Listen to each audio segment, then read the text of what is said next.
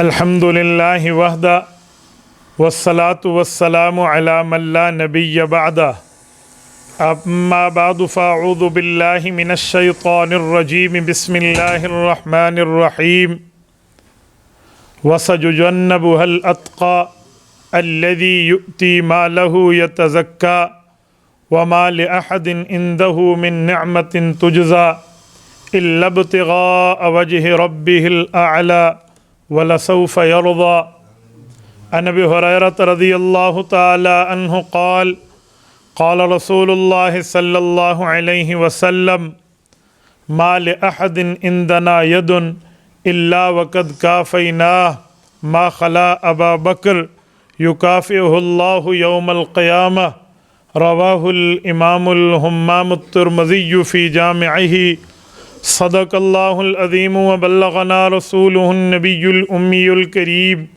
ونحن على ذلك لمن الشاهدين والشاكرين والحمد لله رب العالمين۔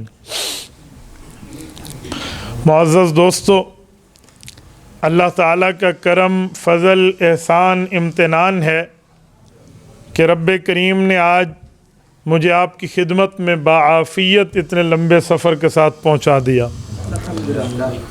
آج 5 جنوری 2022 بروز بدھ ہے اور آج یہاں سیالکوٹ ڈسکا میں مولانا محمد نوید صاحب، شیخ الحدیث مولانا محمد اسحاق دامت برکاتہم اور مولانا یونس عثمانی صاحب کی دعوت پرخلوص پر آپ کی خدمت میں موجود ہوں۔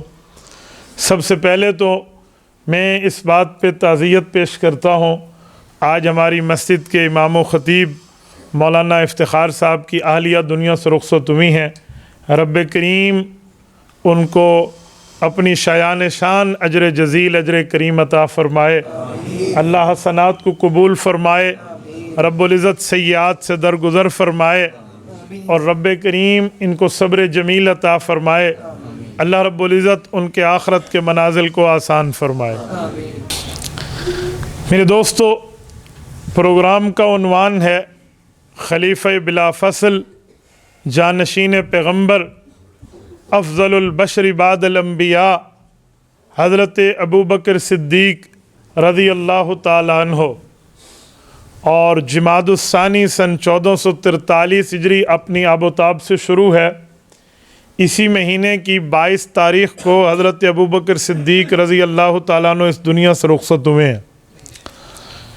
ابوبکر صدیق رضی اللہ تعالیٰ عنہ کون ہے یہ دنیا جانتی ہے، میں کوئی ابوبکر رضی اللہ عنہ کے تعارف کے لیے آپ کی خدمت میں نہیں بیٹھا، بلکہ صرف اس ایک آرزو، درخواست، اپلیکیشن کو لے کر بیٹھا ہوں کہ کل قیامت میں اگر ابوبکر صدیق کے مداحین کا ذکر ہو تو اللہ رب العزت ہمارا نام بھی اس میں درج فرما دے۔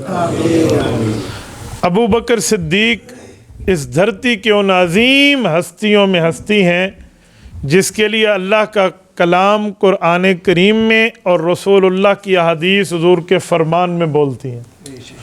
ابو بکر کی پیدائش سے پہلے بھی اللہ رب العزت کے فرامین موجود ہیں، ابو بکر صدیق کی زندگی میں اللہ رب العزت کے فرامین موجود ہیں، اور ابو بکر صدیق کی وفات کے بعد بھی رب کی رحمتیں ان کی تربت پر موجود ہیں۔ اس کائنات میں ایسی نابغہ روز ہستیاں بہت کم پیدا ہوا کرتی ہیں۔ وہ کہتے ہیں نا، مدتیں روتی رہیں گی بستیاں در بستیاں، ہر روز نہیں پیدا ہوا کرتی ایسی ہستیاں۔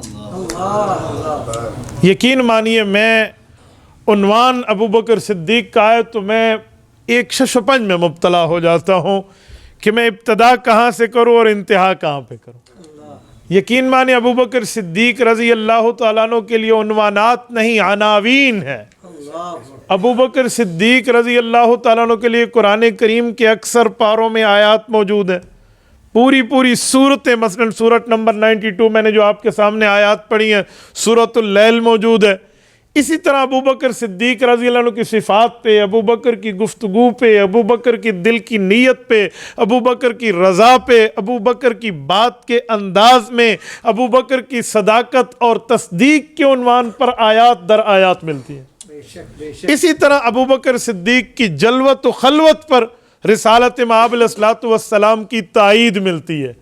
میں اس پوری بات کے خلاصہ پیش کرتے ہوئے ایک جملہ کہوں گا کہ ابو بکر صدیق اس دھرتی کی وہ ہستی ہیں جو تمام امت میں انبیاء کرام کے بعد امت آدم علیہ السلام سے لے کر امت محمدیہ علیہ صاحب الصلوۃ والسلام تک 1,24,000 انبیاء کی امم میں کوئی امتی ایسا نہیں ہے جو ابو بکر صدیق سے رتبے میں اول ہو۔ صرف امت محمدیہ کی بات نہیں ہے۔ ابھی آپ نے احادیث پاک سننی بھی ہیں اور میں نے بھی لفظ بولا ہے کہ افضل البشر بعد الانبیاء، افضل البشر بعد رسول اللہ کا لفظ نہیں ہے، افضل هذه الامہ کا لفظ نہیں ہے کہ حضور پاک کے بعد اس امت کے بہتر فرد، یوں نہیں ہے، بلکہ افضل البشر کائنات میں سب سے افضل انسان بعد الانبیاء، انبیاء کرام کے بعد، یعنی حضرت آدم علیہ السلام سے لے کر رسول اللہ کی امت تک کسی نبی کے کسی امتی، کسی نبی کے کسی صحابی کو وہ رتبہ نہیں ہے جو ابو بکر صدیق کو ہے۔ تو جب اتنا بڑا ٹائٹل ابو بکر صدیق کے نام پہ ہو، اتنی ہائی پروفائل پرسنالٹی ابو بکر صدیق رضی اللہ عنہ کی ذات اقدس کی ہو، تو اس پر ہم کیا عنوان اختیار کریں اور کس طرح بولیں؟ میں چند ٹوٹے پھوٹے شہپارے آپ کی خدمت میں ابو بکر صدیق کی صدیقی محبت کو سامنے رکھتے ہوئے اپنی مغفرت کے لیے چند باتیں کہوں گا، بس آپ ذرا توجہ رکھنا۔ شاید میں انداز خطابت تو چھوڑیے، میں درد دل کے انداز میں آپ کو وہ سمجھانا چاہوں کہ جو ابو بکر صدیق ہماری ذہنیت میں اتر جائے۔ حضرت ابو بکر رضی اللہ تعالیٰ عنہ کو اگر ہم قرآن کریم میں دیکھیں تو ابو بکر صدیق کی بات نہیں، ابو بکر بات کرتے وقت اپنے دل کی نیت کیا رکھتے ہیں قرآن کے الفاظ میں موجود ہے۔ ابو بکر صدیق کوئی کام کرتے وقت، وہ عبادت ہو یا وہ دنیا کا مال خرچ کرنا ہو، کچھ بھی ہو، صدیق اکبر کی دل کی نیت کو رب یوں خالص کر کے پیش فرماتے ہیں۔ اور اللہ رب العزت وہ ہیں، چھوٹی سی بات بھی ہو نا، چھوٹی سی چھوٹی ذرہ، وہ بھی رب سے مخفی نہیں ہے۔ لا يعذب عنہ مثقال حبہ، ایک چھوٹی سی چیز بھی اللہ سے مخفی نہیں ہے۔ اور رب العزت اس کائنات میں ایک ایک چیز کی بات کو علم اتم سے جانتے ہیں۔ علم اتم کا معنی ابھی وقوع پذیر بات میں ہو، میرے اللہ کے علم میں پہلے ہے اس دھرتی پر۔ اور اللہ کے لیے قرآن کریم کہتا ہے انہو علیم بذات الصدور، عالم نہیں ہے، علیم ہے۔ عالم اور علیم میں ایک فرق ہے۔ عالم کا لفظی ترجمہ اس میں فاعل میں کہتے ہیں کبھی جاننا اور کبھی نہ جاننا، لیکن علیم جسے عربی زبان میں صفت مشبہ کہتے ہیں، اس کا مطلب ہوتا ہے ہر وقت جاننے والی پرسنالٹی، اور وہ اللہ تعالیٰ کی ہے۔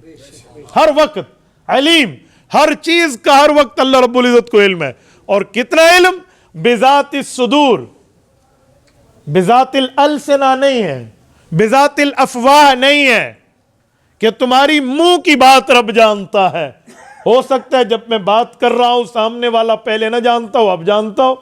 تو اللہ تو اس زبان کا خالق ہے، اللہ اس دماغ کا خالق ہے، رب اس دل کا خالق ہے۔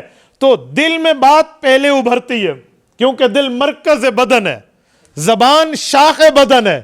دل کی مثال درخت کے تنے جیسی ہے، درخت کی جڑ جیسی ہے۔ جڑ میں ذائقہ پہلے آتا ہے، شاخ میں ذائقہ بعد میں آتا ہے۔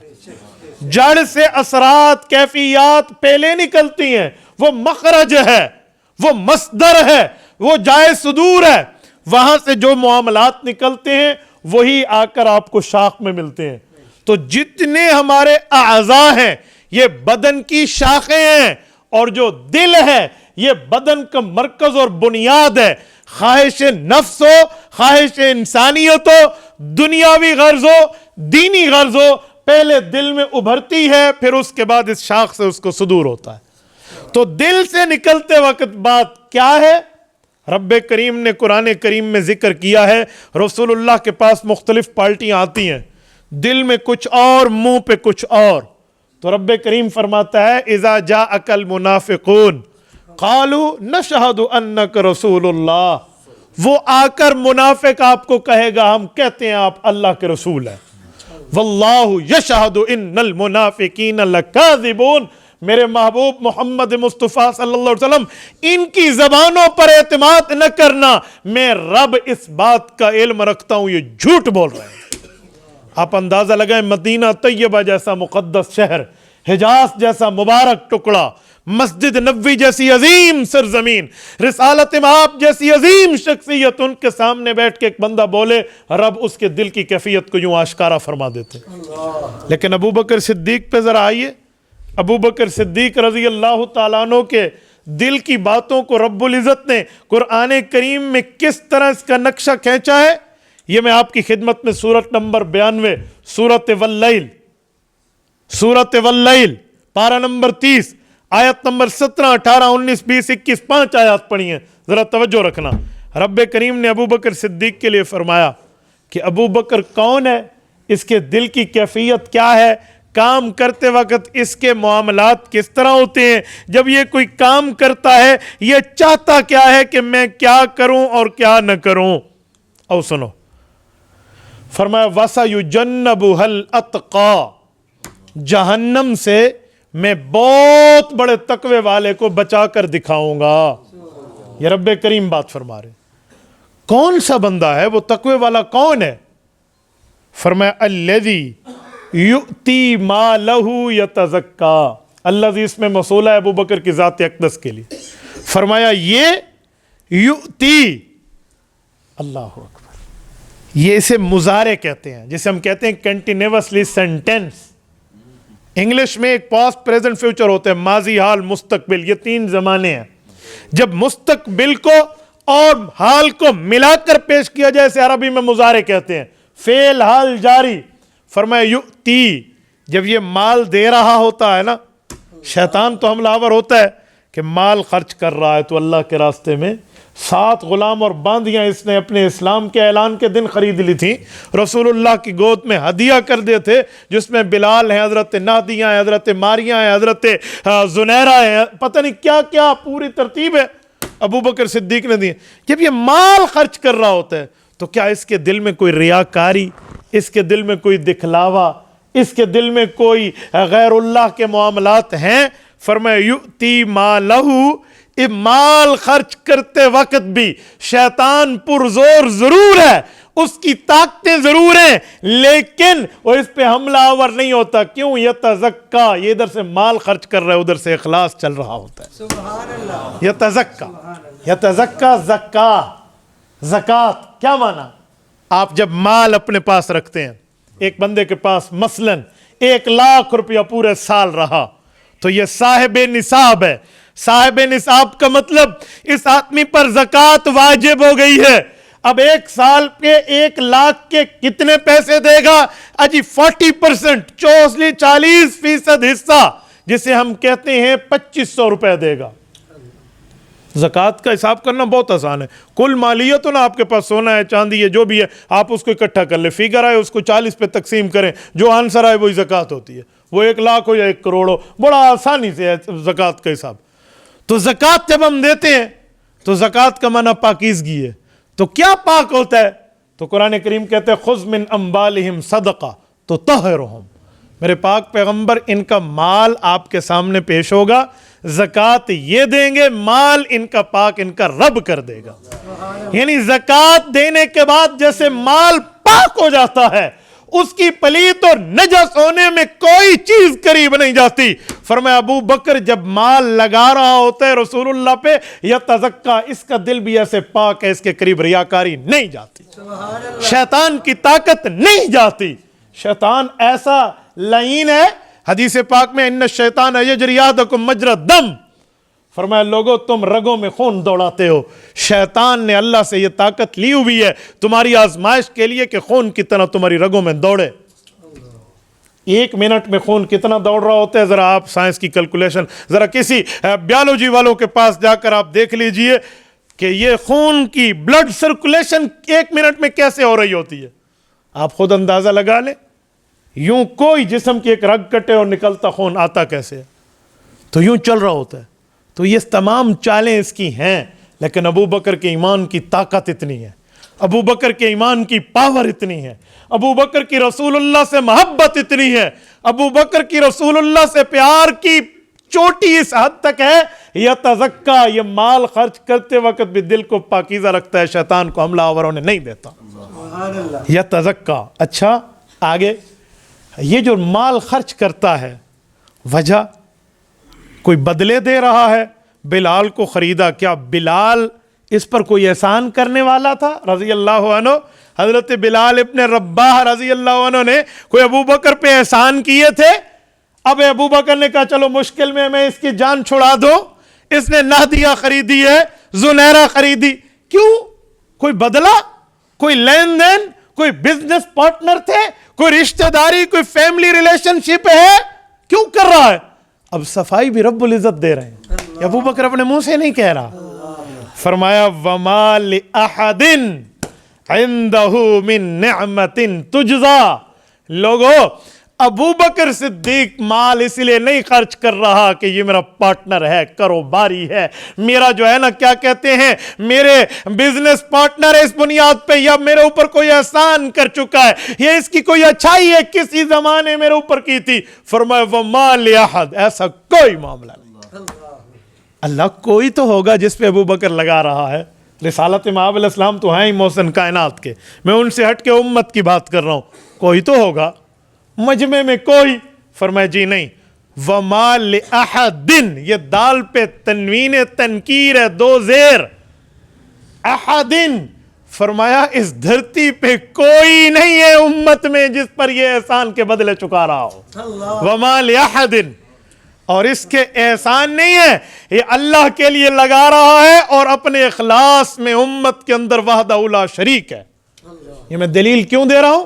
سورۃ اخلاص پہ آئیے، قل هو اللہ احد، یہ وہی احد ہے جو قل هو اللہ احد میں رب نے توحید میں دوسرے کی نفی کر کے خود کو ربوبیت میں وحدہ لا شریک کہا ہے، وہی لفظ ابو بکر کے لیے اترا وَمَا لِأَحَدٍ، فرمایا جیسے ربوبیت میں رب العزت کے ہاں کوئی شریک نہیں ہے، ابو بکر کے مال خرچ کرتے وقت ایسا خالص ہے، اس کے اخلاص میں بھی غیر اللہ کے اندر کسی کی ریاکاری کی شرکت نہیں ہے۔ یہ وحدہ لا شریک ہو کر خرچ کرنے میں، ربوبیت میں تو اللہ ہے، انفاق میں منفق ہونے کی حیثیت پر جو مال لگا رہا ہے، اندازہ لگاؤ مال لگاتے وقت بڑے بڑے پھسل جاتے ہیں، وہ کہتے ہیں نا جیب کے معاملات کچھ اور ہوتے ہیں، جیب کے معاملات جب مال کسی پہ لگتا ہے نا تو ایسے نہیں لگتا، کوئی وجہ ہوتی ہے، لوگ وجوہات پہ لگاتے ہیں، یار اس نے اچھائی کی تھی تو میں کر دوں، اس نے مجھے گفٹ دیا تھا شادی پہ جی میں دے دوں، اس نے مجھے حج کی واپسی کو پر ہار پہنایا تھا جی 2 ہم پہنا دیں۔ ہاں بھائی ہمارے ہاں یہ چلتا رہتا ہے، کوئی دے تو پھر دیا جاتا ہے، اچھوں کے ساتھ اچھے جو ہمارے ہاں ٹائٹل چلتے ہیں۔ ابو بکر کا یہ نہیں ہے، فرمایا پھر کوئی مجبوری ہے؟ جی مجبوری بھی نہیں ہے، کوئی دباؤ ہے اس پر مال لگاؤ 2 اپنی جان چھڑاؤ؟ جی دباؤ بھی نہیں ہے، کچھ بھی نہیں ہے۔ وَمَا لِأَحَدٍ، اس دھرتی پر ایسا کوئی عنصر، کوئی وجہ، کوئی ریزن نہیں ہے جو ابو بکر اس مجبوری میں لگا رہا ہو۔ من نعمتن، کوئی احسان کا بدلہ نہیں ہے، تجزا کے اس کا بدلہ دے رہا ہوں، جواب دے رہا ہوں، رپلائی کر رہا ہوں کہ میرے ساتھ یوں ہوا تو میں جواب دے رہا ہوں۔ تو اے رب کریم پھر وجہ، فرمایا ایک ہی وجہ ہے، لا الہ الا اللہ۔ یہ جو ہم کلمہ پڑھتے ہیں، لا الہ کا مطلب ہے اس جگہ کوئی خدا نہیں ہے، لا الہ الا اللہ محمد الرسول اللہ، جس کا ہم انگلش ٹرانسلیٹ کرتے ہیں there is no God but God, Muhammad is apostle of Allah، خاتم النبیین، seal of the every new prophethood after him، یعنی رسول اللہ کے بعد نبوت کا دروازہ بند ہے۔ لا الہ، کوئی اللہ نہیں ہے، الا اللہ، مگر سوائے اللہ کے، یہ وہی اللہ ہے. فرمایا اس کی اور تو کوئی وجہ نہیں ہے کہ کسی کے بدلے میں دے رہا ہو, احسان کر رہا ہو, کوئی دباؤ ہو, کوئی مجبوری ہو, کوئی وجہ ہو, جی نہیں, اللہ ایک ہی وجہ ہے. جیسے لا الہ میں الوہیت کی غیر میں نفی کر کے لفظ اللہ میں اللہ کی ذات کے اندر اس بات کیا ہے کہ الا اللہ, سوائے اللہ کے اللہ ہی ہے, وہ ذات میں, وہ صفات میں وحدہ لا شریک ہے. یہاں ابو بکر صدیق کی نیت کو بتایا جا رہا ہے. فرمایا نیت میں کوئی شک نہیں ہے, نیت پہ کوئی ریاکاری نہیں ہے, کوئی دکھلاوا نہیں ہے, کوئی نمبر بنانا نہیں ہے. کیا ہے؟ الا ابتغاء وجہ ربہ الاعلی, اپنے اللہ کی رضا مندی ہے, اپنے اللہ کو راضی کرنا ہے, اپنے اللہ کو خوش کرنا ہے. مالک کائنات خالق جل مجدہ والا کے سامنے سرخرو ہونا ہے کہ میرا اللہ خوش ہو جائے. اچھا, الا ابتغاء, ابتغاء کسے کہتے ہیں؟ یہ بھی لفظ قرآن کریم نے دیا. کلام الملوکی ملوک الکلام, کہتے ہیں بادشاہوں کی باتیں باتوں کی بادشاہ ہوا کرتی ہیں. رب کریم اس دھرتی کیا اس کائنات میں ایک اکیلا بادشاہ ہے, اس جیسا کوئی نہیں ہے. رب العزت جیسا نہ صفات میں نہ ذات میں کچھ بھی اللہ جیسا نہیں ہے. تو اللہ کا کلام بھی ایسا ہے کہ اس جیسا کلام بھی اس دھرتی پہ کسی کا نہیں ہے. اللہ کے کلام کے مقابلے میں ابو جہل نے 2 لفظ آیتوں کے بنا لیے, تو اپنے ان کفار نے جو عربی بولتے تھے کہہ رہے تھے یہ کوئی عربی ہے جو قرآن کے مقابلے میں لا رہا ہے. انہوں نے کہا الفیل و ملفیل وما ادراک ملفیل, وہ ہاتھی, انہوں نے کہا چھڑ القاریہ ملکاریہ وما ادراک ملکاریہ کی کاپی کر رہا ہے تو. یعنی وہ چل نہ سکا, حالانکہ ان کی تو گھٹی میں عرب زبان دی ہوئی تھی, ایک ایک باندھی ایک 100 اشعار پڑھ دیتی تھی. ابھی وہ گھڑا اٹھا رہی ہوتی تھی اپنے کاندھے پر, جو ہے نا کیا کہتے ہیں کنویں سے پانی لے جاتے وقت, وہ ایسے اپنے, ان کی تو گھٹی میں شعر موجود تھا. لیکن جی نہیں, تو ان کے کلام عاجز آ گئے رب کے کلام میں. کیوں؟ اللہ نے الفاظ یہ سے بولے, ایک لفظ میں کون سا مطلب پنہا ہے, کس طرح چھپا ہوا ہے. اب سنیے, الا ابتغاء, ابتغاء کہتے ہیں ڈھونڈنے کو, عربی زبان میں تفتیش بھی کہتے ہیں ڈھونڈنے کو. ہم کہتے ہیں نا چیک پوائنٹ, یہ سکوٹی پوائنٹ ہے, یہاں پر گاڑیوں کی چیکنگ ہوتی ہے. آپ عرب ممالک میں اگر کبھی سفر کا اتفاق ہوا, وہاں لکھا ہوا ہوتا ہے نقطہ تفتیش. تفتیش, یہاں چیکنگ ہوتی ہے, ڈھونڈا جاتا ہے کوئی چیز ہے تو نہیں. تو تفتیش کیوں نہیں آیا, ابتغاء کیوں آیا؟ مانا تو دونوں کا لفظ کے اعتبار سے ایک جیسا. تو یہ اللہ کے ہاں رضا ڈھونڈتا ہے, اس کے لیے ابتغاء کا لفظ آیا ہے, تفتیش کا نہیں آیا. وجہ آؤ ذرا میں آپ کو عوامی لہجے میں اس کی وجہ سمجھانے لگا ہوں. یہ جو پولیس والے تلاشی لے رہے ہوتے ہیں, تفتیش چل رہی ہوتی ہے, وہ دل کے اندر کی تلاشی لے رہے ہوتے ہیں یا باہر کی؟ باہر کی. کیا چھپایا ہوا تو نہیں ہے, کیا رکھا ہوا تو نہیں ہے, اگلوائیں. دل کے اندر کے معاملات کون جانتا ہے؟ علیم بذات الصدور. اگر لفظ تفتیش آتا تو پتہ چلتا کہ ابو بکر کی ظاہری حالت میں تو کوئی ریاکاری نہیں ہے, ہو سکتا ہے دل میں موجود ہو, اعتراض آ سکتا, ہو سکتا ہے دل کے اندر کوئی اور گل ہوئے, ایسا ہوتے نہیں پتہ نا, اندر کوئی چھپایا ہوئے, اندر سے کچھ مسئلہ ہو. تو ابتغاء کے لفظ نے اس اعتراض کا بھی جڑ سے راس کلا کما کر دیا. فرمایا الا ابتغاء, ابتغاء کہتے ہیں دل کے اندر سے تلاش والی نیت. فرمایا الا ابتغاء, ابو بکر صرف ظاہر میں رسول اللہ کا پیار کرنے والا نہیں ہے, یہ اندر سے بھی اللہ کی رضا چاہتا ہے. اندر سے بھی, صرف گفتار نہیں ہے, کردار کا غازی ہے, صرف باتیں نہیں ہیں. ابو بکر صدیق نے ان باتوں پہ عمل کر کے دکھایا ہے. الا ابتغاء وجہ ربہ الاعلی, اپنے رب کا چہرہ یعنی اپنے رب کی رضامندی چاہتا ہے. چہرہ ہماری زبان میں عرف عام میں بطور محاورہ کہتے ہیں نا, ایک بندہ جائے نا کسی سے کام کرانے تو لوگ اسے کہیں گے تیرا منہ نہیں تیرے سائیں دا منہ ہے, تجھے نہیں تیرے ابو سے کی وجہ سے کر رہا ہوں, تیرے استاذ کی وجہ سے تیرا یہ کام کر رہا ہوں. اسے وجہن, چہرہ, یعنی کس بنیاد پہ؟ اس کے معاملات کو دیکھ.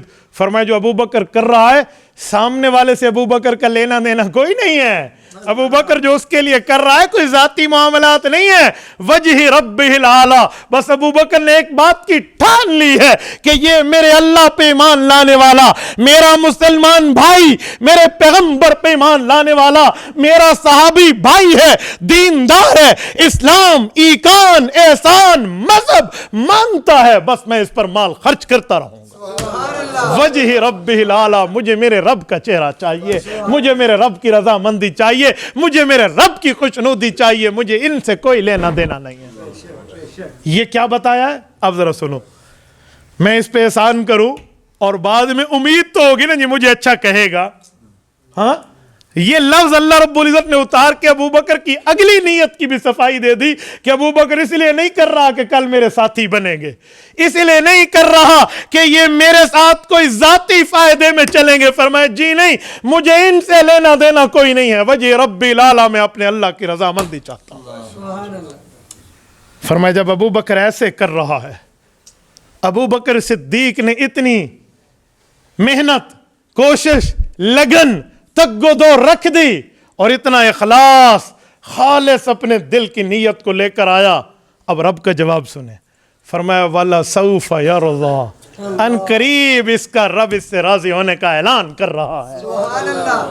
یہ قیامت کا منظر بتایا جائے، یعنی جب ابو بکر قیامت میں آئے گا نا تو وہاں ابو بکر صدیق کے لیے رضا کے اعلان ہوں گے۔ میرے دوستو، اس دھرتی پہ ہم سب نفسی نفسی کہتے ہوئے اٹھیں گے، نفسی نفسی، میرے مولا کیا ہوگا کیا ہوگا۔ ٹھیک ہے، ابو بکر نبی نہیں ہیں، انہوں نے بھی تو نفسی کہنا ہے، لیکن اس نفسی کہنے والوں کے لیے رضا کے اعلانات دربار خداوندی سے ہو رہے ہیں۔ والا سوف یرضا۔ اور آپ لوگ یہ بات جانتے ہیں کہ رسالت مآب علیہ السلام پر جو یہ سورت اتری، اگلی سورت، سورت نمبر 93، سورت والضحیٰ، اس کی ایک آیت ہے، آپ جلسوں میں سن بھی چکے ہوں گے، پڑھ بھی چکے ہوں گے، کئی بار شاید آپ کو سننے کا اتفاق ہوا ہو، نہ ہوا ہو تو سنیے۔ ادھر رب کریم نے ایک جملہ رسالت مآب علیہ السلام کی تعریف میں ارشاد فرمایا، یہ اگلی صورت میں رب کریم نے رسول اللہ صلی اللہ علیہ وسلم کو ایک تسلی دی ہے۔ میں تسلی کا تھوڑا بیک گراؤنڈ سمجھاتا ہوں کہ یہ اتری کیوں ہے، پھر میں اپنے عنوان پہ آؤں گا۔ رسول اللہ صلی اللہ علیہ وسلم پر وحی کچھ وجہ سے بند ہو گئی ہے۔ ایک خاتون نے رسول اللہ کو آ کے طعنہ دیا ہے، ان الشیطانک قد کرنک، نعوذ باللہ من ذالک، کہ تجھے تیرے شیطان نے چھوڑ دیا ہے۔ وہ اللہ رب العزت کو شیطان کہہ رہی تھی، یہ الزام دیا۔ اب ادھر سے ایک وحی بند ہے بے وجوہ کسی وجہ سے، اور ادھر یہ طعنہ زنی رسالت مآب علیہ السلام پر ہو رہی ہے، تو رسالت مآب علیہ السلام کا پریشان ہونا تو سامنے ہے نا کہ اس کو کیا جواب دیں۔ رب کریم نے اس کی خوشنودی میں آیت اتاری، فرمایا والضحیٰ، مجھے آپ کے چہرے کی قسم، واللیل اذا سجا، محبوب تیرے زلفوں کی قسم، ما ودعک ربک وما قلا، نہ تیرا رب تیرا دشمن ہوا ہے نہ تجھے اس نے چھوڑا ہے۔ یہ کوئی وجہ ہوتی ہے، یہ حکیم کی حکمتیں ہیں۔ یہ جو آیت نہیں اتر رہی، کچھ دنوں کے لیے وہی بند ہوئی ہے، یہ حکیم کی حکمتیں ہیں۔ ان بندوں کی باتوں کو دل پہ نہ لو۔ ما ودعک ربک، رب نے تجھے خاتم النبیین بنایا ہے، محبوب دو عالم بنایا ہے، اللہ تجھے چھوڑے گا؟ ما ودعک ربک وما قلا، اور نہ تجھ سے کوئی دشمنی ہے کہ اسی لیے آیات نہیں اتر رہی۔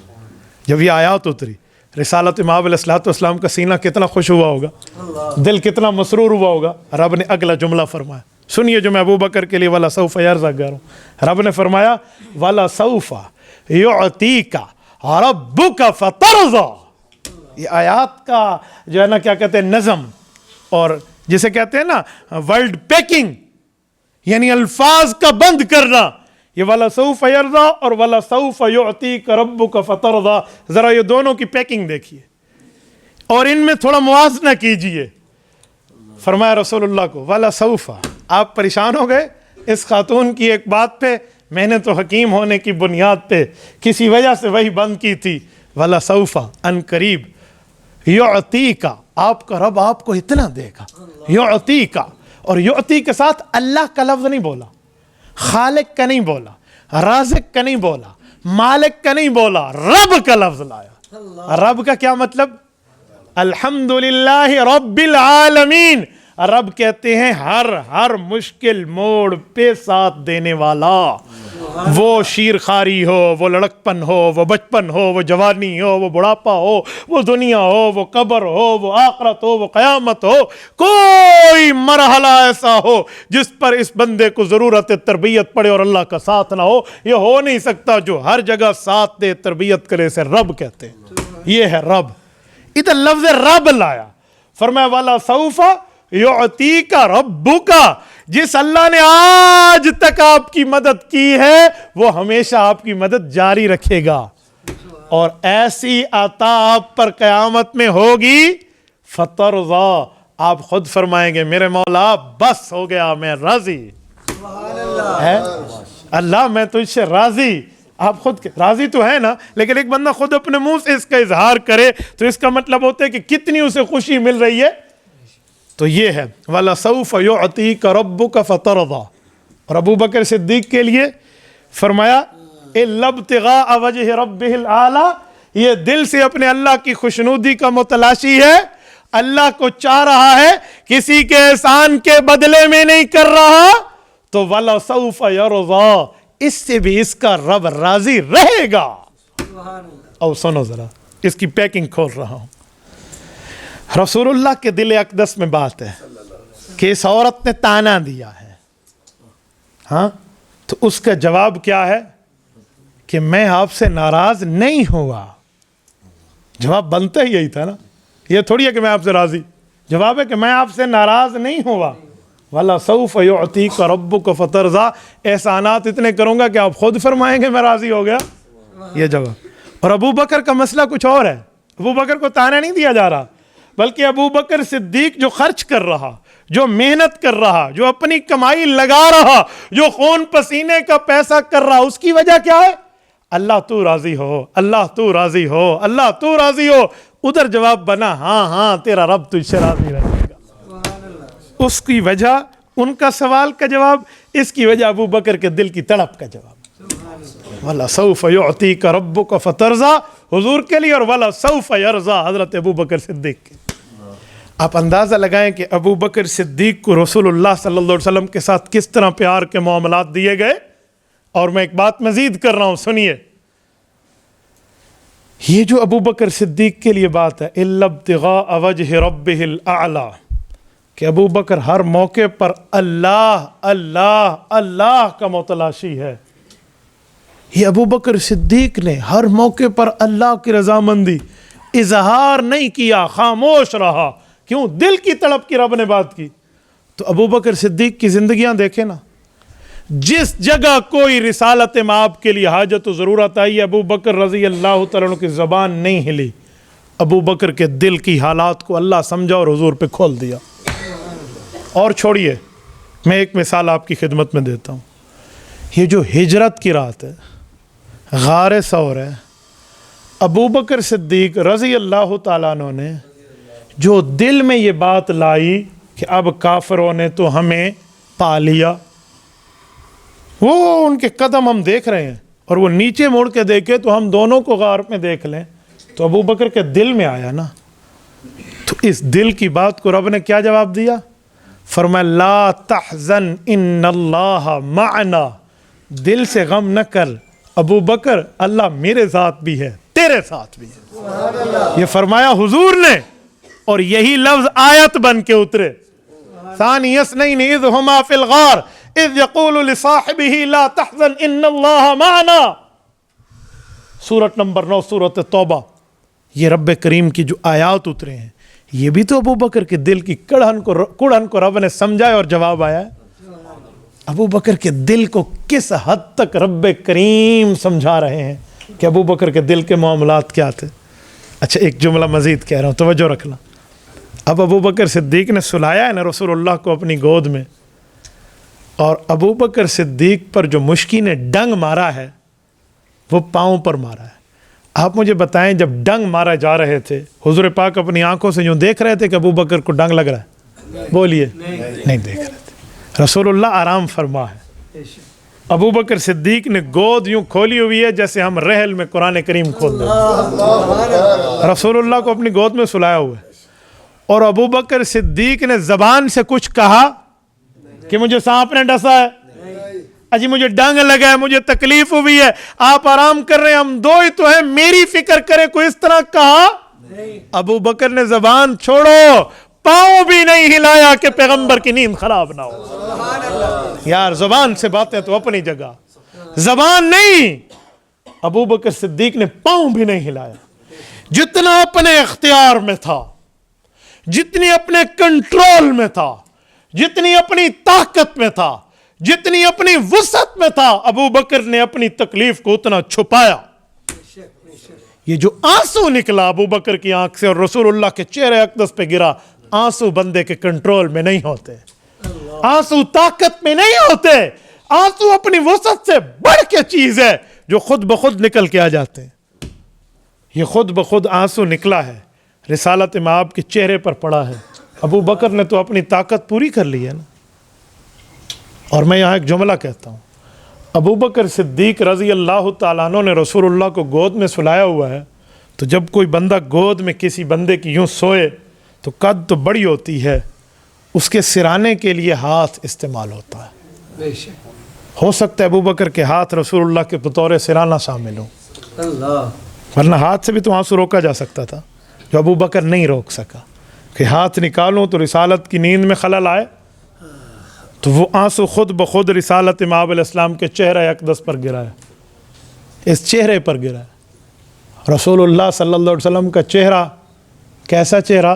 وَأَبْيَضُ يُسْتَسْقَى الْغَمَامُ بِوَجْهِهِ سُمَالُ الْيَتَامَى عِصْمَةٌ لِلْأَرَامِلِ. فرمایا یہ وہ چہرہ ہے جس کو دیکھ کے آسمان سے بارش آیا کرتی تھی. سبحان اللہ.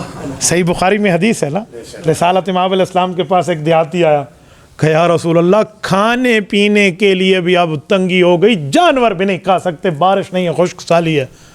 آپ علیہ السلام نے اپنے ہاتھ بلند کیے, حتیٰ رائنا بیاض ابتئی, صحابہ کہتے ہیں رسول اللہ کی بغلوں تک یوں بلند ہاتھ اٹھائے ہوئے تھے. ہم نے رسول اللہ صلی اللہ علیہ وسلم کے سینہ اقدس کی سفیدی دیکھی, یوں ہاتھ بلند ہے.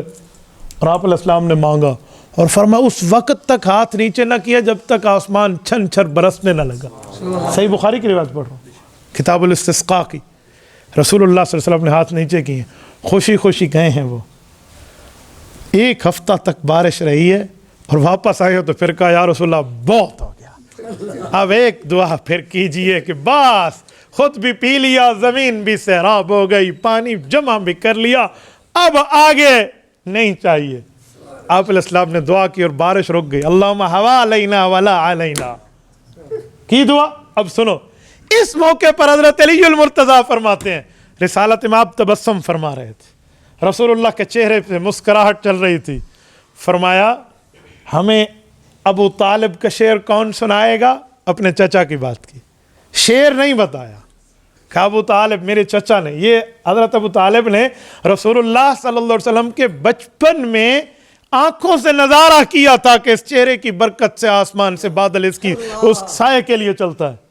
تو وہ نظارہ تھا نا, تو گویا وہ آئی وٹنس کے طور پہ, عینی شاہد کے طور پہ آنکھوں دیکھا حال ابو طالب نے اس شعر میں دیا تھا کہ وَأَبْيَضْ يُسْتَسْقَى الْغَمَامُ بِوَجْهِهِ, ایسا خوبصورت سفید چہرہ, ایسا خوبصورت چہرہ جس کی بنیاد پہ آسمان سے بارش طلب ہوتی ہے. سمال الیتامہ عصمۃ للارامل, یہ یتیموں کا ٹھکانہ ہے اور خواتین کی عزت ہے, ان کے رکھوالے ہیں.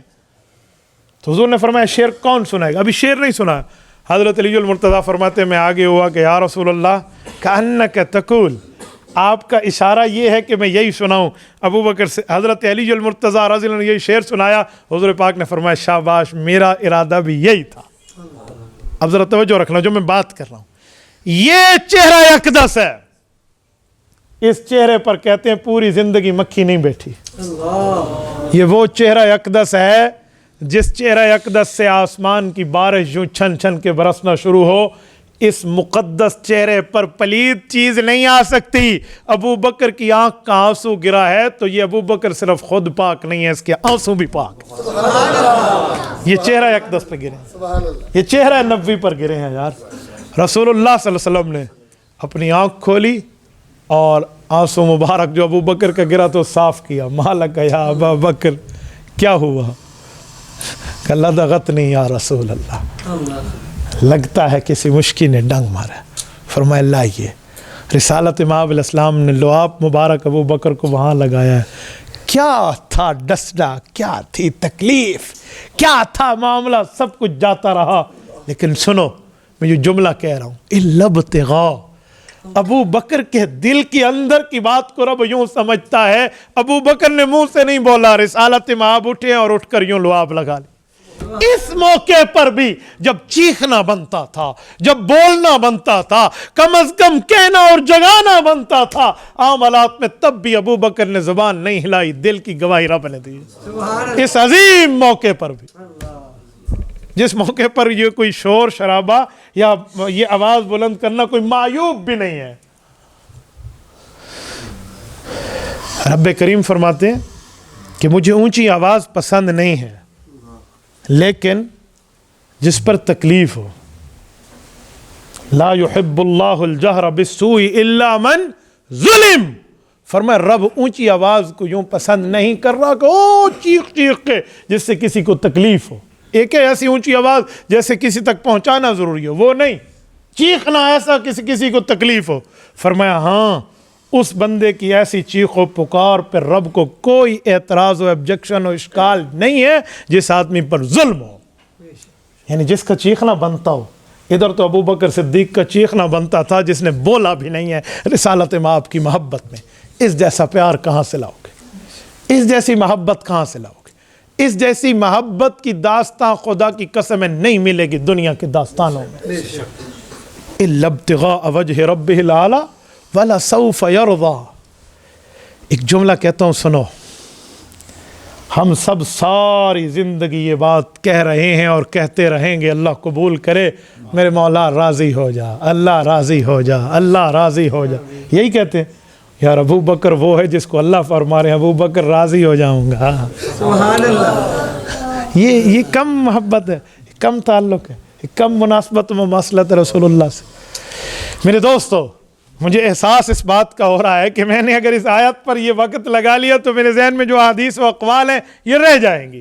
ذرا توجہ رکھیں، میں اپنا دوسرا پوائنٹ احادیث پاک کے حوالے سے شروع کر رہا ہوں کہ ابو بکر صدیق رضی اللہ تعالیٰ عنہ کے ساتھ تعلق جیسے قرآن کریم میں ہے نا، ایسے ابو بکر کا حضور کے ساتھ تعلق احادیث پاک میں ہے۔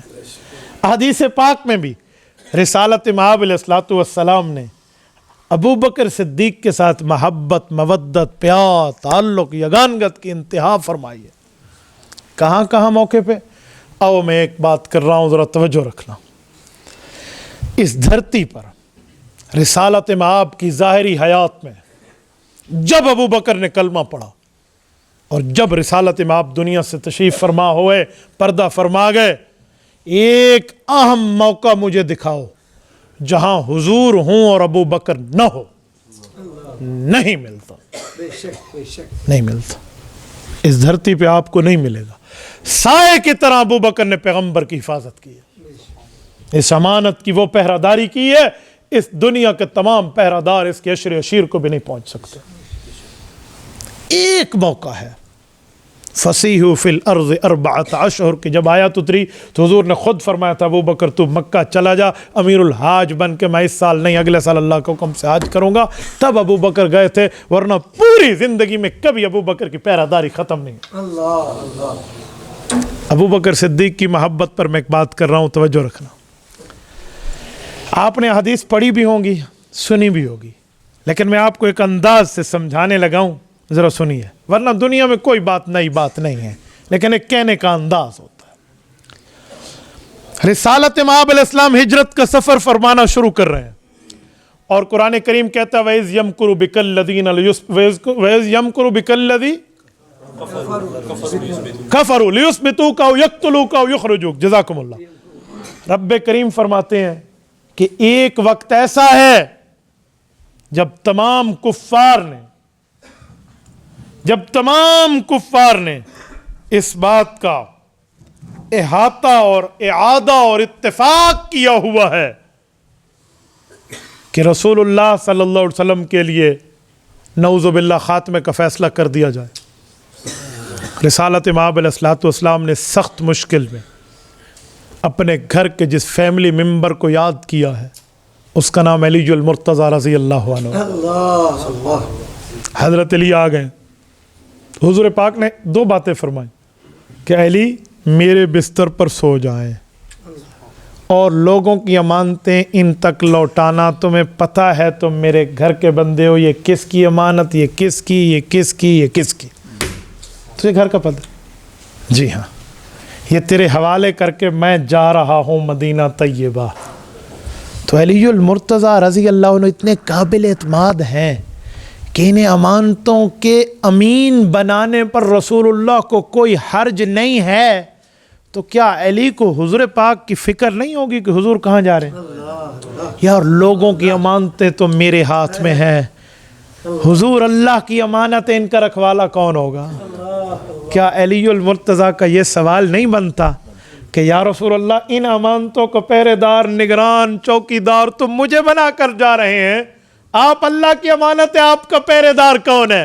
فرمایا علی بحکم خدا ابو بکر صدیق ہے۔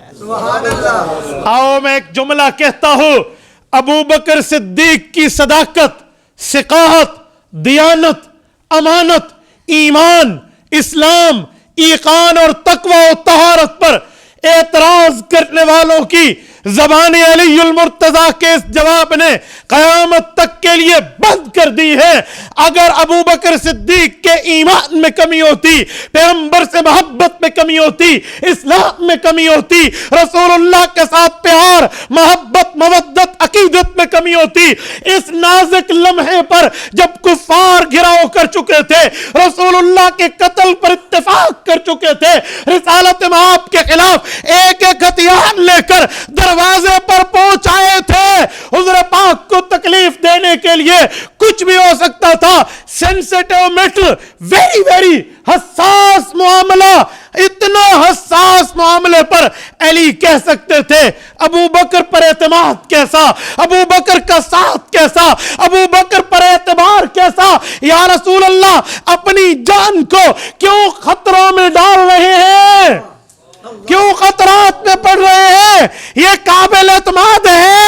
ہو سکتا ہے جی نہیں، علی المرتضیٰ لوگوں کی امانتوں کے نگران بن کے، امین بن کے، چوکیدار بن کے، رکھوالے بن کے حضور پاک کے اس جواب پہ کہ میری حفاظت ابو بکر صدیق بحکم خدا کریں گے، علی مطمئن ہو جاتے ہیں۔ سبحان اللہ، نعرہ تکبیر، شان صحابہ زندہ باد، گلی گلی نگر نگر ابو بکر، ابو بکر، مصطفیٰ کا ہم سفر ابو بکر، ابو بکر، شان رسالت زندہ باد۔ میں سوال کر سکتا ہوں اس موقع پہ علی المرتضیٰ کو آبجیکشن کیوں نہیں ہے؟ اس موقع پر تو اعتراض کا بظاہر حق بنتا ہے اگر شک ہو تو۔ یا رسول اللہ جب گھر کے معاملات تک یہ واقف ہے حضرت علی، گھر کی ایک امانت کے معاملات پتہ ہے، لوگوں کی امانتوں کا پہرے دار علی المرتضیٰ ہے، اور رب کی امانت اکیلے ابو بکر کے ہاتھ میں دے دینا، یہ ابو بکر صدیق کی صداقت پر جہاں اللہ کا اعتماد ہے، جہاں رسول اللہ کا اعتماد ہے، وہاں سید السادات علی المرتضیٰ کا بھی اعتماد ہے۔ اگر میرے دل میں محبت علی ہے، اگر میرے دل میں پیار علی ہے، اگر میرے خون کی رگ رگ میں علی المرتضیٰ سے عقیدت ہے، تو مجھے ابو بکر صدیق سے عقیدت، بلکہ عقیدت چھوڑو، مجھے یہ جملہ کہنے دو کہ ابو بکر کی صداقت پر اعتماد، ابو بکر کی امانت پر اعتماد، ابو بکر کی حضور سے محبت پر اعتماد کریں گے تو یہ محبت علی کی نشانی ہے۔ ورنہ میرے دل میں کوئی حضرت علی المرتضیٰ کی قدر نہیں ہے کہ میں علی علی بھی کرتا جاؤں، محبت علی کا دم بھرنے کا دعویٰ بھی کرتا جاؤں، اور ابو بکر صدیق پر اعتراض پہ میری زبان بھی چلتی رہے۔ یہ محبت نہیں ہے بھائی، یہ پیار نہیں ہے بھائی، اسے تعلق نہیں کہتے، اسے دوسرے لفظوں میں منافقت کہتے ہیں کہ میں کہوں کچھ اور کروں کچھ اور۔ ابو بکر صدیق کے حوالے رسول اللہ ہوئے ہیں، اور سنو، کوئی آدھے گھنٹے کی بات بھی نہیں ہے، کوئی ایک گھنٹے کی بات بھی نہیں ہے، کوئی ایک دن کی بات بھی نہیں ہے، رسالت مآب علیہ السلام 3 دن غار میں اور 1 ہفتہ سفر میں، 10 دن رسالت مآب کا سفر اکیلے ابو بکر صدیق کے ساتھ۔ سبحان اللہ، رب کریم آپ کو لے جائے مدینہ طیبہ، اللہ آپ کو لے جائے مکہ مکرمہ، آپ جائیے مکہ مکرمہ میں۔ یار ابو بکر صدیق کی جسے کہتے ہیں نا جنگی پالیسی پر عقل دنگ رہ جاتی ہے۔ ابو بکر حضور کو مدینہ طیبہ کس راستے سے لے گئے ہیں؟ مکہ مکرمہ سے مدینہ کے راستے پہ ابو بکر نہیں گئے۔ یار مدینہ جانے کے لیے مدینہ کا راستہ بنتا ہے، بے شک، ابو بکر ادھر سے نہیں گئے۔ آپ کبھی غار ثور کو دیکھیں کہ یہ مکہ مکرمہ سے مدینہ کے راستے پہ ہے؟ جی نہیں ہے۔ تو ابو بکر غار ثور کیوں گئے؟ یہ تو یمن کا راستہ ہے، یمن کے راستے پہ ابو بکر کیوں گئے؟ اسے کہتے ہیں الحرب خدعۃ، جہاد اور جنگ اور پالیسی اور خفیہ کوڈ اور ہڈن ورلڈ یہ دشمن اور مخالف کو دھوکہ دینے کے لیے ہوتے ہیں، اس کی آنکھوں میں دھول جھونکنے کے لیے ہوتے ہیں کہ وہ سمجھ نہ سکے، دکھائیں کچھ اور کریں کچھ۔ یہ جنگ کے خاص حالات ہوتے ہیں۔ ابو بکر صدیق یمن کے راستے پہ گیا ہے تاکہ قدم کے نشانات والے اگر کھوجی کو لے کر پیچھے آئے، کوئی سرچر پہنچے ریسرچ اور سرچ کرنے کے لیے کہ یہ کہاں گئے ہیں، تو ان کے ذہن میں یہ بات جو پہلے سے بسی ہوئی ہے کہ مدینہ والے آئے، لیلۃ العقبہ میں بیعت ہوئی، بیعت عقبہ ہوئی، بیعت عقبہ اولا، بیعت عقبہ ثانیہ ہوئی، مدینہ والے بلا رہے، بہت سے صحابہ وہاں پہنچ رہے۔ مصعب بن عمیر رضی اللہ عنہ کو مکہ مکرمہ کے حسین شخص ہونے کا یہ اعزاز حاصل تھا کہ ان کے بالوں میں وہ خوشبو ہوتی جب کسی راستے سے گزرتے۔ عرب کی عورتیں چھتوں سے چڑھ کے اس کا دیدار کا مزہ اور دیدار کا شربت پینے اور حسن کی چاشنی کے نظارے کے لیے مصعب کو دیکھا کرتی تھی۔ اس شخص کو بھی حضور نے مدینہ بھیجا، جاؤ میرے آنے سے پہلے مدینہ کے انصاری صحابہ کو کلمہ بتاؤ، نماز بتاؤ، روزہ بتاؤ، اسلام کے احکام بتاؤ، قرآن بتاؤ، شریعت بتاؤ، دین بتاؤ، مذہب بتاؤ۔ سب مدینہ جا چکے، پیچھے معدود افراد چند لوگ رہ گئے، ابو بکر اور حضور۔ یہ جب چلے گئے، ابو بکر کا مائنڈ سیٹ یہ تھا جب ہم جائیں گے، اگر مدینہ کے راستے پہ ڈائریکٹ جائیں گے، یہ پیچھے آئیں گے، یہ تعاقب کریں گے، تلاش کریں گے، ہم کہیں نقصان میں نہ پڑ جائیں۔ آؤ جانا مدینے ہے لیکن کچھ وقت کے لیے وایا یمن کے راستے سے ہو کر جانا ہے۔ یہ ابو بکر کا انتخاب ہے، یہ سفر کے۔ اور یاد رکھیں اس طرح سفر کے معاملات میں ما اراد رسول اللہ صلی اللہ علیہ وسلم الی ناحیۃ ورا فی سفرہ، سیاست میں آتا ہے رسول اللہ صلی اللہ علیہ وسلم جب بھی کسی جہادی سفر کا آغاز فرماتے تو اس وقت یہ نہیں فرماتے ہم نے فلاں جانا ہے، بلکہ ایسی بات فرماتے جو ذو معنی ہوتی اور مکمل اپنی بات کا اظہار نہ ہوتا۔ الا فی تبوک، 27 غزوات میں ایک غزوہ تبوک ہے جس پر حضور نے واضح فرمایا تھا ہم نے تبوک جانا ہے، ورنہ فرماتے تھے اس طرف ہمارے جانے کا ارادہ ہے، نام نہیں لیتے تھے۔ شاید آپ کے ذہن میں آئے کہ جہاد کا حکم تو بہت بعد میں آیا ہے، تو ابو بکر نے اس بات پہ عمل کیسے کر لیا؟ ابھی تو مکی زندگی، ابھی تو کوئی جہاد کا حکم نہیں تھا، تو اس طرح کفار کی آنکھوں میں دھول جھونکنے کی بات۔ بھائی جہاد میں ایمرجنسی ہوتی ہے، حالت اضطراریہ ہوتی ہے۔ کیا رسالت مآب پہ جب قتل کا اعلان ہو جائے اور دشمن 100 اونٹ ابو بکر اور 100 اونٹ رسول اللہ کے سر اقدس کا انعام مقرر کر چکا ہو، اس سے بڑی ایمرجنسی اور کیا ہوگی؟ یہ ابو بکر صدیق کا انتخاب ہے بھائی۔ اچھا جب آپ جائیے نا غار ثور میں، اللہ اکبر کتنی بلند ہے، یقین مانیے میرے دل کی بڑی خواہش ہے، میرے لیے بھی دعا کریں میں غار ثور تک پہنچوں۔ میں آج اس جوانی میں بھی غار ثور پہ چڑھنا اپنے لیے مشکل سمجھتا ہوں۔ آج روڈ بن چکے ہیں، آج سڑکیں بن چکی ہیں، وہاں محبت صدیق پر بندہ حیران ہو جاتے ہیں کہ ابو بکر، یار ایک بندے کا چڑھنا مسئلہ ہے، ابو بکر کندھوں پہ اٹھا کے حضور کو لے گیا، سبحان اللہ، کندھوں پہ اٹھا۔ سبحان اللہ،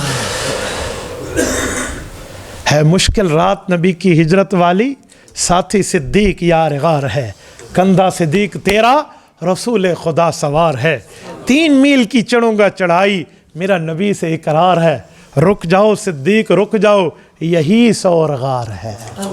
ایسے رسول اللہ صلی اللہ علیہ وسلم نے یہاں روکا تھا، ورنہ ابو بکر تو اس چوٹی کو تلاش کر کے جا رہا تھا کہ شاید اس سے بھی اوپر پہنچا. وہاں تک جا کر کندھوں پہ اٹھانا مذاق نہیں ہے. اور ابو بکر صدیق کو اس طرح موٹے تازے جسم کے بھی نہیں تھے. ابن حجر اسقلانی المتوفی 852 ہجری رحمہ اللہ فرماتے ہیں وَكَانَ نَحِيفُ الْجُثَّةِ، ابو بکر صدیق تو بالکل کمزور سے آدمی تھے. ہاں جسم میں کمزور تھے، ایمان میں اس جیسا مضبوط امت میں کوئی نہیں. سبحان اللہ. یہ ایمانی طاقت تھی جو پیغمبر کائنات کو یوں اٹھائے ہوئے ابو بکر جا رہے ہیں. اچھا، جو ابو بکر صدیق رضی اللہ تعالیٰ عنہ جا رہے ہیں نا، این موقع پر ایک شخص آ گیا جو ابو بکر صدیق کا بہت اچھا جاننے والا تھا، لیکن رسالت امام علیہ السلام کو یوں نہیں جانتا تھا کہ یہ وہ ہیں جن پر اس طرح کے انعامات ہیں، فلاں فلاں. یہ آپ جائیے نا مکہ مکرمہ سے بالکل حرم کی بات کر رہا ہوں، حد حرم میں جو حضرات گئے ہیں وہ جانتے ہیں ایک نفق ہادی ہے. نفق کہتے ہیں ٹنل کو، ہادی نام ہے، نفق ہادی. میں نے وہاں ایک بار سوچا کہ یہ نفق ہادی سے مراد کو یہاں شیخ عبد الہادی ہوگا، یہ اس کے نام پہ ٹنل بنی. یہ بات میں جب مجھے وہاں کے شیوخ ملے اور احادیث کا انطباق اور ایک دوسرے سے ملا، پھر مجھے سمجھ آیا.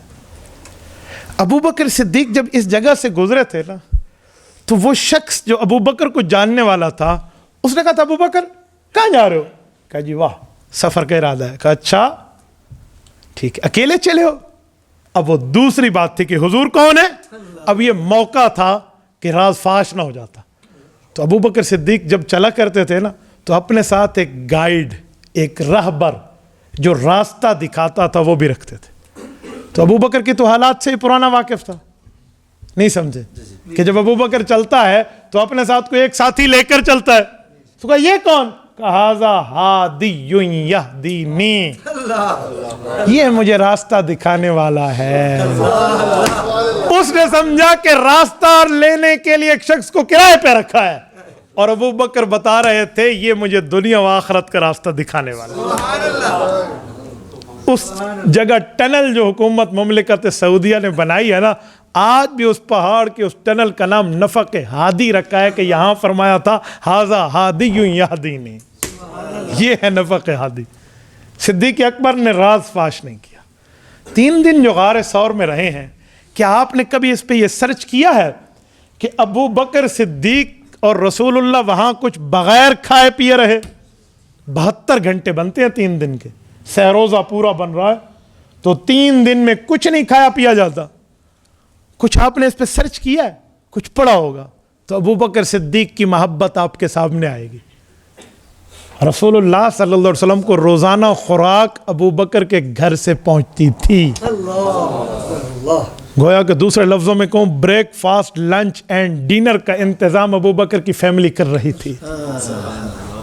آپ سیرت کی کتب اٹھائیے، آپ کو ہر سیرت کی کتاب میں ملے گا کہ ابو بکر نے پوری ترتیب لگائی تھی. عبداللہ اپنے بڑے بیٹے کو، حضرت ابو بکر صدیق رضی اللہ تعالی عنہ نے اپنے بڑے بیٹے کی ذمہ داری لگائی تھی. عامر بن فہیرہ رضی اللہ عنہ صحابی ہیں، ابو بکر صدیق کے غلام ہیں، ان کی ڈیوٹی لگائی تھی. عبداللہ آئے گا روزانہ کی نئی تازی حالات کی خبریں بتانے کے لیے ثور میں، اور نشان تو تلاش حضور پاک کے وہ کر رہے ہیں اور ابو بکر کے کر رہے ہیں. تو عبداللہ کے نشانات اگر تلاش ہو گئے تو راز فاش ہو جائے گا. کہا نہیں عبداللہ تو بے فکر ہو کر آنا، عامر بن فہیرہ تیری ذمہ داریاں ہے. جیسے عبداللہ آگے آگے جائے تو بکریوں کا ریوڑ لے کر چرانے کے بہانے پیچھے پیچھے آنا، تاکہ قدموں کے نشانات مٹتے چلے جائیں. ابو بکر کا انتظام دیکھو. ورنہ رسول اللہ اور ابو بکر کے قدموں کے نشان پہ جب وہ کھوجی آیا تھا نا، ایک جگہ پہ آ کے اس نے سر پکڑ لیا، تو ابو جہل نے کہا کہ ہم نے تیرے اوپر پیسہ خرچ کیا ہے کہ تو اپنے علوم کے تجربات اور مہارت سے بتائے گا. یہ بندے کہاں گئے؟ سر کیوں پکڑا؟ انہوں نے کہا جی میرے علوم جواب دے گئے. جی کیا؟ کہ ابھی تک 2 بندوں کے پاؤں آ رہے تھے، اب ایک کے آ گئے. ایک واپس بھی نہیں جا رہا، ایک آگے بھی نہیں جا رہا. کہاں گیا؟ زمین کھا گئی، آسمان کھا گئے، تم مجھے کسی غلط پاؤں کے نشانات پہ لائے ہو. ابو جہل نے کہا ایک منٹ، یہ بتا یہ کون سے نشان ہے جو ابو بکر کے گھر والے نشان آگے جا رہے ہیں یا رسول اللہ کے گھر کے قدموں کے نشانات آگے جا رہے ہیں؟ یہ کہاں والے ہیں؟ انہوں نے کہا جی ابو بکر والے ہیں۔ کہا جی تیرا علم جواب دے گیا، لیکن میں انہیں جانتا ہوں۔ جب ابو بکر نے دیکھا ہوگا کہ میرا محبوب تھک گیا تو اس نے کندھوں پہ اٹھا لیا ہوگا۔ والفضل ما شہدت بہ الاعداء، اسے محبت کی گارنٹی ڈگری کہتے ہیں جسے دشمن بھی مان جائے۔ سبحان اللہ۔ تو یہ نشانات ابو بکر کے بیٹے کے مٹتے چلے جا رہے ہیں۔ اور یہ عامر بن فہیرہ بکریوں کو چرانے کبھی اس پہاڑ پہ کبھی اس پہاڑ پہ، یہ روزانہ کی خبریں۔ اور بکریاں چرانے والا جاتا تو دودھ بھی پہنچا کے آتا، اور باقی معاملات کے جو اس زمانے کے معاملات تھے وہ پہنچا کے جاتے۔ اب یہاں پر ایک میں جملہ کہتا ہوں، آپ کا ایمان تازہ ہے؟ بولیے، تھکے تو نہیں ہیں؟ تھکنا مجھے چاہیے، ہاں توجہ رکھیں۔ مولانا ہم نے کب بیان شروع کیا تھا؟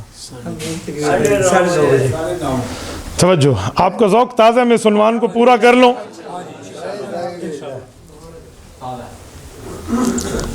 ابو بکر صدیق کی صداقت صرف اپنی ذات تک محدود نہیں ہے، بلکہ صدیق کی گھر کی تربیت ایسی ہے کہ اس گھر کے ایک ایک فرد نے رسول اللہ کے راز کو راز رکھا ہے۔ سبحان اللہ۔ آپ مجھے بتائیں، بچہ ابو بکر کا عبداللہ، اسے پتہ ہے حضور اور ابو بکر کہاں ہیں۔ غلام ابو بکر کا عامر بن فہیرہ، اسے پتہ ہے ابو بکر اور حضور کہاں ہیں، پر ان میں سے کوئی اگلا یہ راز کسی نے بتایا؟ اللہ اکبر۔ ابو بکر صدیق کی تربیت دیکھو کہ ابو بکر صدیق کی تربیت کتنی ہے، اپنے محتاطوں پر بھی اور اپنی اولاد پر بھی۔ بے شک بے شک۔ یار یہ پورا گھرانہ ابو بکر صدیق رضی اللہ تعالیٰ کا پیغمبر کا عاشق ہے۔ آؤ میں اس پر ایک بات مزید کر، توجہ میری طرف رکھیں، مجھے دیکھیں، وہ انتظامیہ کا مسئلہ ہے۔ آپ انہیں لگا کے دیں تاکہ کوئی بجلی آئے تو کسی اور جگہ لگائے۔ چلو جی جان چھٹی، میں توجہ مانگ دوں یا توجہ اوپر نیچے کر دیتے ہیں۔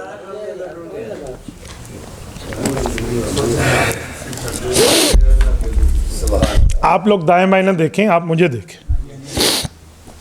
میں نے حضرات سے پوچھا آپ کا مجمع بیٹھے گا؟ انہوں نے کہا جی گھنٹے سے اوپر چلیں بیٹھے گا، ورنہ تو میں 40 منٹ میں عوام کی عادات کے مطابق بات ختم کر دیتا ہوں۔ توجہ،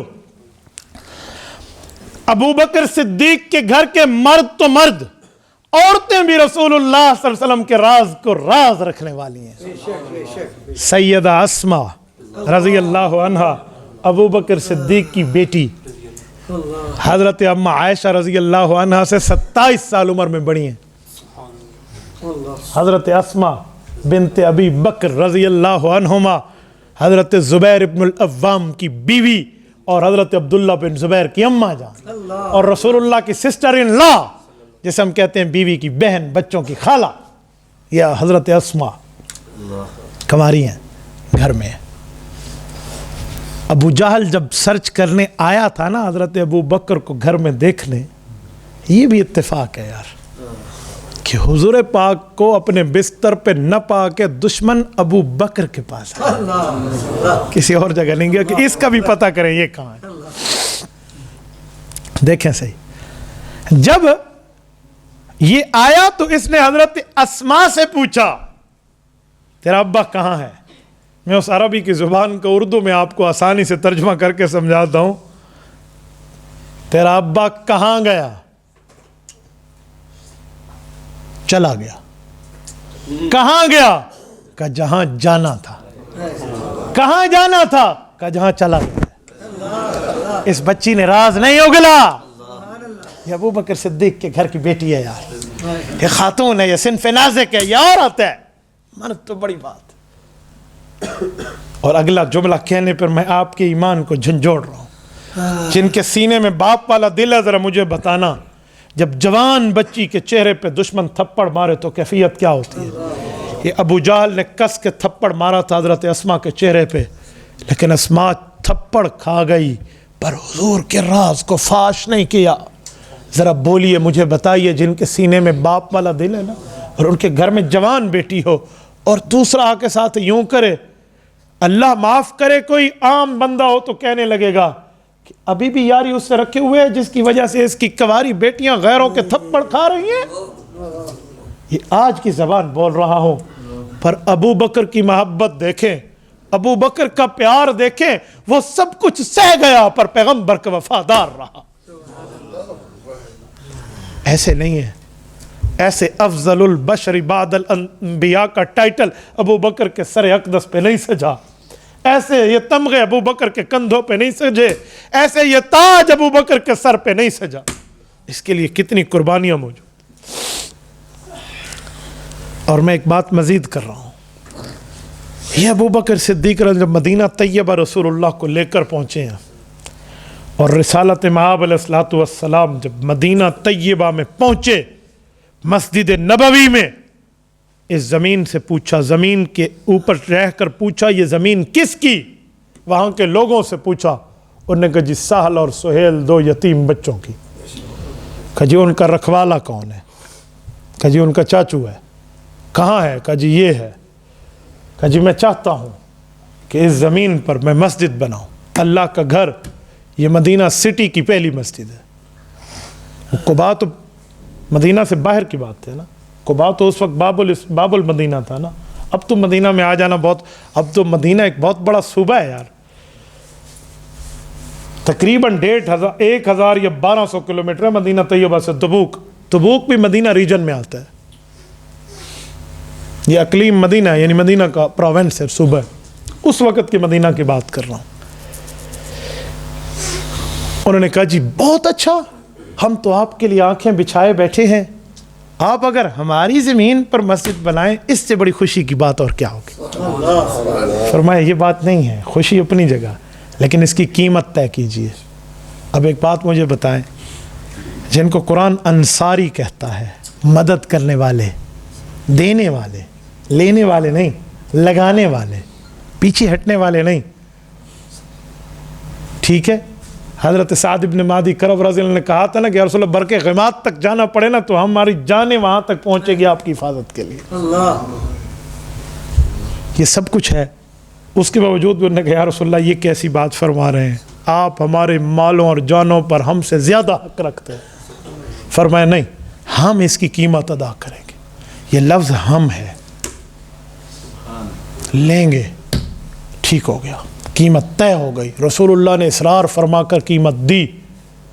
اور کس کے مال سے دی؟ ابو بکر آپ مال ادا کیجیے. یعنی ابو بکر کے مال کو اپنا مال رسول اللہ قرار دینے والے ہیں. اور ابو بکر صدیق نے صرف یہاں پر مال نہیں لگایا, رسول اللہ صلی اللہ علیہ وسلم پر ہر اس موقع پر مال لگایا ابو بکر نے. جو حدیث پاک میں نے خطبے میں پڑھی, اصل میں یہی سمجھانے لگا تھا. جہاں رسول اللہ صلی اللہ علیہ وسلم نے فرمایا, یہ جامع ترمذی ابواب المناقب عن رسول اللہ صلی اللہ علیہ وسلم کی روایت, باب ابو بکر صدیق کے لیے فرمایا لو کنت متخذا خلیلا لاتخذت ابا بکر خلیلا کے باب کے تحت امام ابو عیسیٰ ترمذی رحمہ اللہ اس روایت کو جلد 2 میں لائے ہیں. حضرت ابو ہریرہ رضی اللہ عنہ راوی ہیں, اللہ کے رسول نے فرمایا ما لأحد عنده ید ما لأحد عندنا ید. یہ بھی وہی لأحد لفظ ہے جو میں ادھر پڑھ چکا ہوں. ما لأحد عندنا ید الا وقد کافینا. لوگو اس میری دنیاوی زندگی پہ جس جس بندے نے ہم پہ احسان کیا, میں نے اللہ رب العزت کی دین سے اس کا بدلہ چکا دیا. سبحان اللہ. ما خلا ابا بکر, ایک ابو بکر ہے جس کے احسان کا بدلہ ابھی باقی ہے. یکافئہ اللہ یوم القیامت بہا, کل قیامت میں اللہ رب العزت سے ابو بکر کے ان احسانات کا بدلہ ادا کرواؤں گا. اللہ سبحان اللہ. بتائیں, یہ رسالت مآب علیہ الصلوۃ والسلام کی زبان اقدس سے بات ہے. ما نفعنی مال احد قط ما نفعنی مال ابی بکر. اگلا لفظ کہ مجھے کسی کے مال, پیسہ, دولت نے اتنا فائدہ نہیں دیا جتنا فائدہ ابو بکر صدیق کے مال نے دیا ہے. سبحان اللہ. لو کنت متخذا خلیلا, اگر اللہ کے علاوہ رب مجھے فرمائے میرے علاوہ کسی اور کو دوست چنتے ہو تو چنو. لاتخذت ابا بکر خلیلا, اتخذت نہیں لاتخذت, یہ لام تخصیص کی ہے. فرمایا میری نظر کسی اور پہ نہ جاتی, ابو بکر پہ ٹک جاتی. سبحان اللہ. سبحان. وَلَٰكِنَّ صَاحِبَكُمْ خَلِيلُ اللَّهِ, لیکن میں نے خلیل اللہ میں صرف اللہ کو اپنا دوست بنایا ہوا ہے. اللہ کے علاوہ کسی اور کو دوست بنانے کا اس کائنات میں حکم ہوتا تو ابو بکر کو بناتا. سبحان اللہ. میرے دوستو یہ رسالت مآب علیہ السلام کے فرامین میں ابو بکر صدیق کا مقام، مرتبہ، درجہ، حیثیت، ویلیو ہے. تو ابو بکر صدیق کہاں تک، کس جگہ تک اس کو سلامی پیش کی جائے؟ کس جگہ تک ابو بکر صدیق کی بات کو یوں بندہ پیش کرے؟ یہ ایک آیت ایک حدیث پر میں نے بات کی ہے. یقین مانے اس پر کتنا وقت مزید بات کر سکی جا سکتی ہے، لیکن ابو بکر صدیق رضی اللہ عنہ کی ثقاہت اور عدالت کسی جگہ جا کے ختم نہیں ہوتی. جہاں تک خدا کی خدائی وہاں تک مصطفیٰ کے مصطفائی ہے، تو سائے میں ابو بکر صدیق بھی حضور کا ساتھی ہے. سبحان اللہ.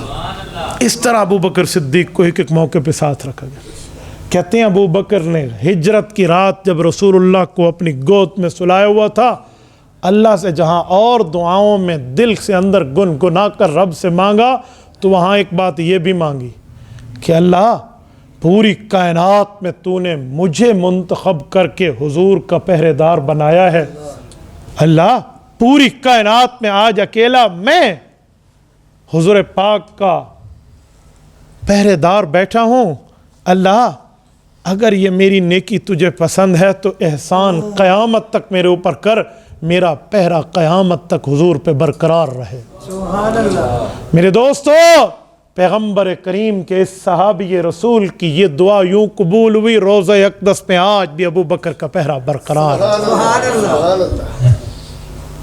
اور رسالت مآب نے ایک ایک موقع پر ابو بکر صدیق کے اکرام کو، اعزاز کو سامنے رکھا، بلکہ میں یوں کہوں دلداری کو سامنے رکھا. کیسے؟ ایک غار ہے، ایک مزار ہے، ذرا اس کو تھوڑا سا اپنے سامنے رکھ کے دیکھ لیجئے. غار میں بھی حضور، مزار میں بھی حضور. غار میں بھی ابو بکر، مزار میں بھی ابو بکر. یہ غار میں بھی اکٹھے، مزار میں بھی اکٹھے، لیکن ترتیب تھوڑی سی جدا ہے. غار میں پہلے ابو بکر گئے ہیں، صفائی کر کے حضور پاک کو بلایا ہے. مزار میں پہلے حضور گئے ہیں، روضۃ من ریاض الجنہ بنایا ہے تو ابو بکر آیا. ایک ایک موقع پر غار کی تکالیف سے حضور کو ابو بکر نے پہلے جا کر بچایا، سوراخ بند کی، صفائی کی، پوری ترتیب. اور مزار میں کوئی تکلیفیں نہیں ہیں، کوئی نعوذ باللہ کوئی عذاب کی جگہ نہیں ہے، جنت کا ٹکڑا ہے، لیکن قبر تو ہے نا. حدیث میں ہے کہ قبر سے زیادہ وحشت ناک جگہ تو عام بندے کے لیے اور کچھ نہیں ہے نا. ابو بکر نے آنا تو اس برزخ کے حصے اس قبر میں ہی ہے نا. تو ادھر اگر کچھ وحشت کا معاملہ ہو تو حضور پہلے موجود ہو. سبحان اللہ. یہ رسالت امام علیہ السلام کا ابو بکر سے تعلق ہے، محبت ہے. یار اس دھرتی پہ کبھی دل کی بات کسی اور کو نہ کہی ہو اور ابو بکر صدیق سے بھی چھپا لی گئی ہو، یہ نہیں ملتا.